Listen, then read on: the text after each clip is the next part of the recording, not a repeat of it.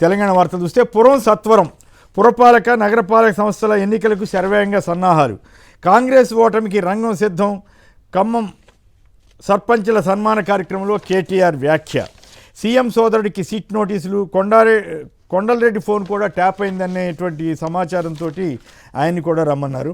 ఇక ఈనాడు వాళ్ళు చూడండి ఎంత అన్యాయం అంటే, వార్తలు ఇవ్వటం తప్పని నేను అంటలేదు, కానీ వైకాపా ఎంపీ మిథున్ రెడ్డి ఆస్తుల్లో 10 ఏళ్లలో 550% పెరిగింది. అవినాష్ రెడ్డి ఆస్తి 474% పెరిగిందట.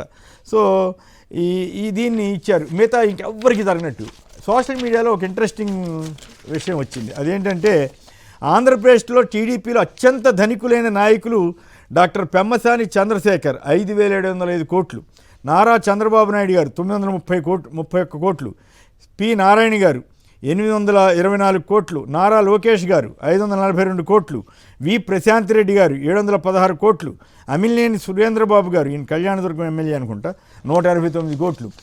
అందరినీ రాస్తే పర్వాలా, కావాలని పనిగట్టుకుని ఈనాడు వాళ్ళు ఇట్లా రాయటం ఏమి ఇట్లా అయిపోతుంది ఈ పరిస్థితి. 2 మెట్రోలకు ఓకే, 20,000 కోట్ల వ్యయం. ఎప్పుడంటే ఇది 2015 ఏప్రిల్ 27లో.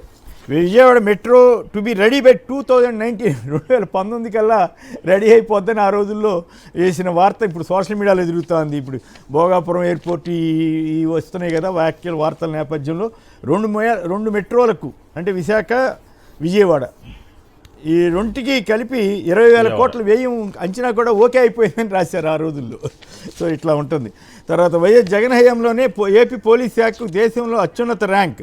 23-24లో ఉత్తమ పోలీసింగ్లో దేశంలో 2వ స్థానం వచ్చిందని చెప్పి కేరళ పోలీస్ శాఖ మొదటి స్థానం. శభాష్ పోలీస్ అంటే 23-24లో జగన్ గారి టైంలో పోలీస్ శాఖకు వచ్చినటువంటి అవార్డు.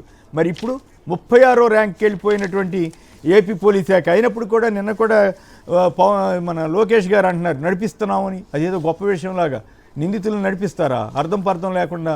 మరి అది ఏ రకమైనటువంటి రాజ్యాంగం ఏమో తెలియదు, కానీ ఆయన ఇప్పటికే అదే ధోరణిలో ఆయన సాగుతున్నారు. రైట్. ఇక ఇరిగేషన్ ప్రాజెక్టులకు సంబంధించి నారావారి పాలనలో నారీ విలాపం. రోజుకి 2 మహిళలపై నేరాలు. 4 రోజుల్లో బాలికపై లైంగిక దాడి. 4 రోజులకోసారి బాలికపై లైంగిక దాడి. మహిళలపై అకృత్యాలకు సంబంధించి గత 2 ఏళ్లలో నమోదైన కేసులు 1,564. బాలికల మీద జరిగినవి 177. సో అది పరిస్థితి. సీమ ఎత్తిపోతలపై శాపనార్థాలు. సరైన అనుమతులు లేకుండా రాయలసీమ లిఫ్ట్ ప్రారంభించారంటూ చంద్రబాబు అక్కసు. పోలవరం సాక్షిగా బడాయి మాటలు, పచ్చి అబద్ధాలు. సీమపై వైకాపా బురద రాజకీయం అని చంద్రబాబు గారు వ్యాఖ్యానించారు. అంతే తప్ప రేవంత్ రెడ్డి గారిని ఖండించడం కానీ ఇవేమీ చేసిన దాఖలాలు అయితే కనపడలా. రాజకీయాలొద్దు, నదీ జలాలపై ఇచ్చిపుచ్చుకునే ధోరణి కావాలని ఇప్పుడు అంటున్నారు. మరి ఇప్పుడు చూసాం కదా, మహారాష్ట్రలో 2 టీఎంసీల వాటర్ కోసం అక్కడికి వెళ్ళారు. ఇక్కడ 100 టీఎంసీల నీటిని రాయలసీమకు అందించే లక్ష్యంతో జగన్ గారు స్టార్ట్ చేసిన దాన్నేమో 22 టీఎంసీలను తగ్గించి ఆ 22 టీఎంసీల కోసం చేయాలా అని చివరికి రేవంత్ రెడ్డి గారంటే కూడా భయపడే పరిస్థితి వచ్చిందా అనే అనుమానం కలుగుతూ ఉంది. పోనీ నిజంగానే ఇతర రాష్ట్రాలతో అసలేమీ లేదంటే 6 తెలంగాణ ప్రాజెక్టులపై ఏపీ ఫిర్యాదు చేసిందని వాళ్ళు నమస్తే తెలంగాణ పత్రికలు రాశారు. మరి చంద్రబాబు గారే కదా, మరి ఓ పక్కేమో రాష్ట్రాలు కలిసి ఉండాలంటారు. మరి ఈ ఫిర్యాదు లేకుండా ఒప్పేసుకుంటే అయిపోయేదిగా, మరి చేస్తారా మరి ఆ మాట? ఓవైపు శుద్ధులు, మరోవైపు కుట్రలు అంటూ రాష్ట్ర ప్రాజెక్టుల విస్తరణపై తీవ్ర ఆక్షేపణలు అంటూ తెలంగాణ ప్రాజెక్టులను తాను ఇప్పుడు అడ్డుకోలేదంటూ బుకాయింపులు. 2 రాష్ట్రాలు బాగుండాలని శుద్ధులు. రోజు తిరక్కముందే నాలుక మడత. తెలంగాణ సాగునీటి ప్రాజెక్టులపై పితూరీలు. ఆ మధ్య కేసీఆర్ గారు కూడా అప్పుడు గవర్నమెంట్లో ఉన్నప్పుడు పాలమూరు ప్రాజెక్టుకి చంద్రబాబు గారి ప్రభుత్వం వ్యతిరేకంగా ఉందని చెప్పి 100 మంది చంద్రబాబులు వచ్చిన అడ్డుకోలేరని చెప్పి ఆయన ఉపన్యాసం కూడా చెప్పిన వీడియోలు కూడా ఉన్నాయి.